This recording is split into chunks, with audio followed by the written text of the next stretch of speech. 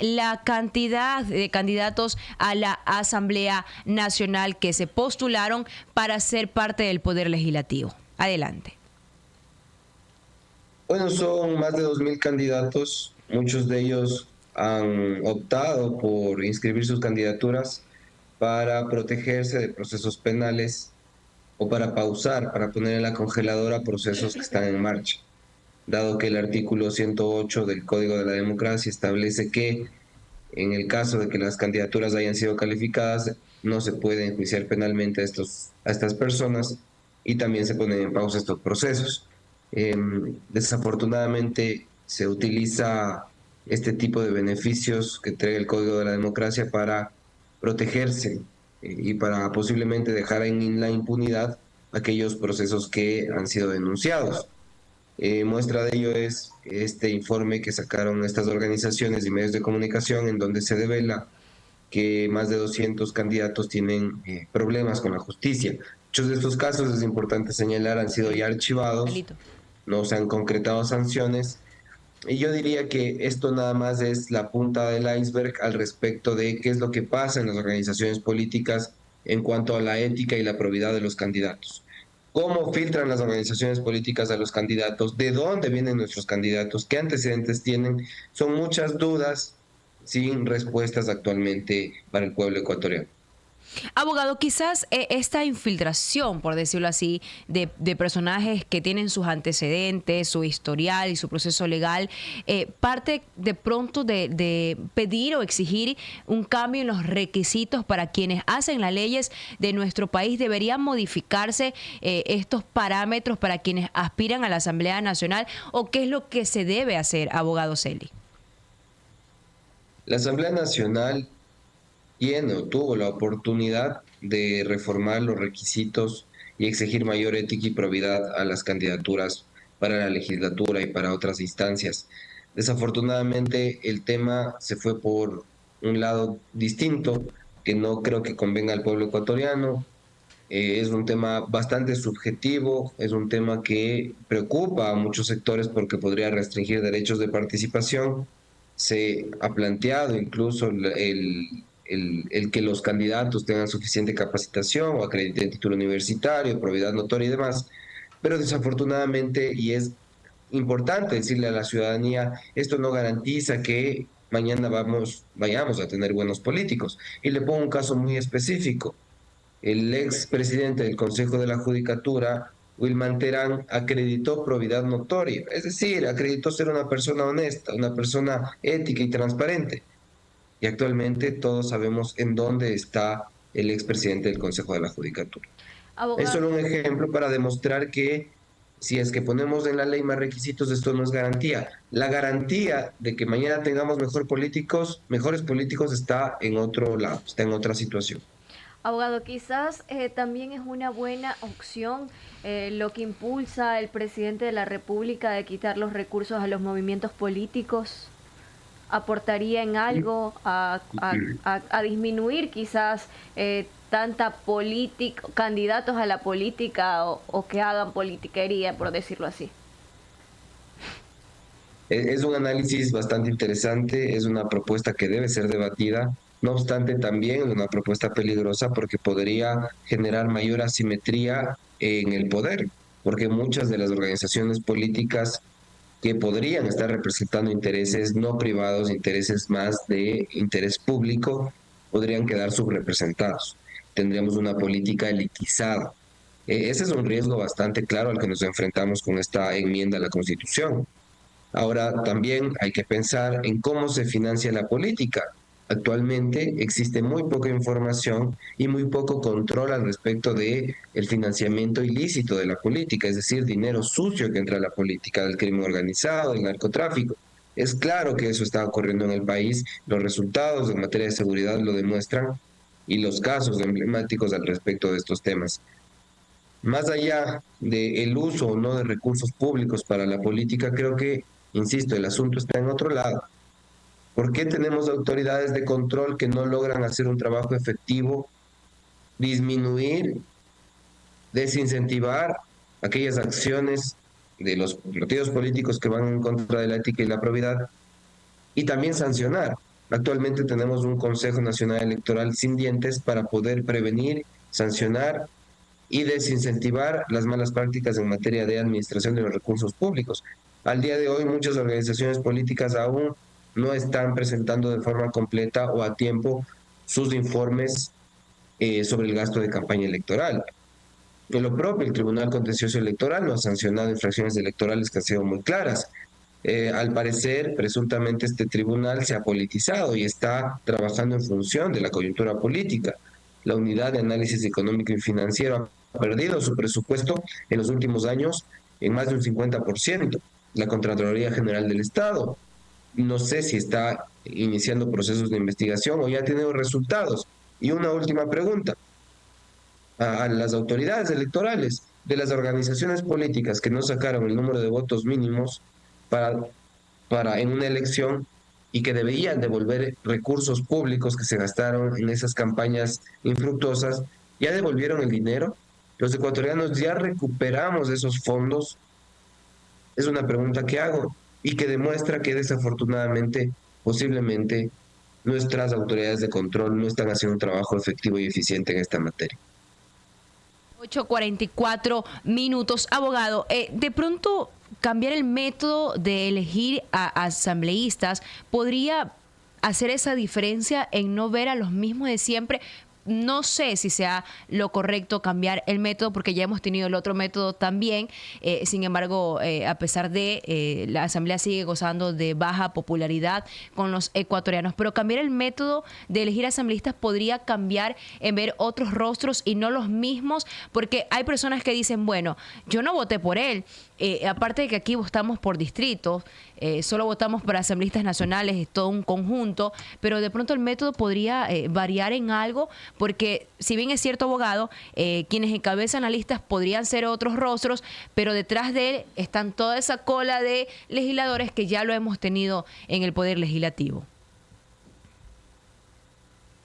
El método, desafortunadamente, lo único que podría cambiar es que las organizaciones locales, las organizaciones que no tienen un alcance nacional, se queden fuera. Actualmente, el método les permite, gracias a la distribución de votos, lograr un escaño. Uno, dos, tres, cuatro, no más. Las agrupaciones políticas que no tienen alcance nacional suelen hacer un grupo político de al menos 20 legisladores, pero no más. Si es que volvemos al anterior método, que es un proyecto de ley que ya está siendo tramitado en la Asamblea, hay un informe ya que podría ser votado también cuando ya cierren estas elecciones, lo que haría es garantizar que los partidos políticos de alcance nacional, entiéndase la Revolución Ciudadana, posiblemente ADN, el Partido Social Cristiano, logren hacerse de más curules y esto genere menor, entre comillas, diversidad en el Parlamento, que luego se transforma en otra cosa, son las mayorías móviles. Pero es lo único que cambia el método de asignación de escaños. Es decir, tal vez estas organizaciones ya no estarían representadas en el Parlamento, estas de alcance nacional, que deberían, desde mi punto de vista muy personal, solo participar para los consejos cantonales, para las elecciones seccionales. Pero bueno, en fin, esto con el método. Ahora, el asunto al respecto de qué organizaciones políticas y qué cuadros llegan a la Asamblea Nacional está ya en torno a lo previo a las elecciones. ¿Cómo se conforman los cuadros de las organizaciones políticas? En primer lugar, no se cumple un requisito ético muy claro, que es conciencia ideológica. Las organizaciones políticas reciben a candidatos que se aparecen 2 meses antes de la inscripción de candidaturas. No se toma en cuenta a quienes han estado militando durante varios años, a quienes han sido formados, a quienes tienen alguna carta o credencial para presentarse en las elecciones. Siempre se toma en cuenta aquella persona que tiene posiblemente más relacionamiento con los medios de comunicación, con la esfera digital, con las personas del territorio y quienes tienen más posibilidad de llegar a tener un resultado positivo en las elecciones. En segundo lugar, hay un alto índice de transfugismo político, el conocido camisetazo. Hay organizaciones políticas como ADN, que es la que más ha recibido transfugismo político, camiseteros, entre 15 y 20 candidatos tienen este antecedente de que se hayan cambiado una, dos, tres o cuatro veces de camiseta. Son dos ejemplos, y hay muchos más, de cómo previo a las elecciones las organizaciones políticas no funcionan de manera adecuada. Y finalmente, no existen filtros. ¿Cómo puede ser posible que una organización política reciba a un asambleísta en funciones para que se reelija, que ha venido de dos organizaciones políticas previas y que además tiene una ausencia en el Pleno de la Asamblea Nacional del 40% de las votaciones? Es decir, solo ha estado en el 60%, su curul, y ni siquiera ha estado y enviado tampoco a su suplente. Entonces son tres criterios. Primero, conciencia ideológica, formación. En segundo lugar, analizar gestión. Y en tercer lugar, también analizar ética y probidad. Ver si es que han pagado sus impuestos es algo muy básico. Si es que no son deudores de pensiones alimenticias es algo muy básico. Y así podemos seguir indagando al respecto de los candidatos. Pero eso lo hacemos los ciudadanos, ustedes, nosotros, pero no lo están haciendo las organizaciones políticas. Abogado, y haciéndonos la pregunta también dentro de su experticia, dentro de su análisis, eh, ¿le conviene al Ecuador continuar con esta administración? Es decir, que siga el presidente Daniel Noboa, o le conviene también que exista un cambio. ¿Qué opina usted al respecto? Un criterio muy personal, pienso que el país necesita estabilidad. En los últimos años hemos vivido una pugna política y de poderes que terminó por incluso disolver el Parlamento, lo cual en una democracia es grave. Significa que hemos llegado a un extremo en el cual no podemos conciliar intereses. Más allá de quién gane o no las elecciones, desde mi punto de vista, lo más importante es que se respeten los resultados. Y en segundo lugar, es importante que si es que existe una oposición, entiéndase, gane quien gane, haya un apoyo al plan de gobierno que ganó en lo positivo, que no haya obstruccionismo en el Parlamento, porque de lo contrario, dada la configuración para asignar escaños, como ustedes ya mencionaron, creo que vamos a tener una asamblea que no va a ser de un corte totalmente oficialista, sino que va a ser similar a lo que estamos viviendo actualmente. ¿Cuándo se logra esto? Aunque gane el Cuando hay presidente Noboa, responsabilidad abogado política. Celi. Aunque gane ¿Perdón? tentativamente, aunque gane el presidente Noboa y de pronto arrase con candidatos asambleístas, aún así no podría haber una asamblea oficialista. No va a haber mayoría. No la hay. No va a Ok. haber mayoría. Recordemos que los votos para mayorías mínimas, es decir, mayoría absoluta y calificada, ya subieron. Ahora necesitan 76 votos para tener mayoría absoluta. Necesitan 101 votos para mayoría calificada. Ahora las comisiones pasan de tener de 11, 12 miembros a tener 15 miembros cada comisión, con lo cual también aumentan las mayorías de las comisiones. Y yo pienso que no va a haber una mayoría absoluta oficialista en el Pleno de la Asamblea Nacional. Claro, dejo el asterisco y la posibilidad de que de nuevo los camiseteros logren hacer un bloque y se adhieran al oficialismo. Es posible, pero originalmente, como organizaciones políticas que se presentan a elecciones con un partido político, no va a haber una mayoría. Lo que van a haber es primeras minorías, como actualmente estamos viviendo. Esta elección es notoriamente polarizada y posiblemente esto se traduzca al Pleno de la Asamblea Nacional con un pleno polarizado. Y es por eso que yo llamo a las organizaciones políticas a dos cosas: a respetar los resultados y a garantizar gobernabilidad a la hora de hacer política en el Pleno de la Asamblea. Entiéndase, más allá de quién gane, porque el escenario puede ser similar en los dos sentidos: si gana Novoa, si gana Luisa o si gana otra persona.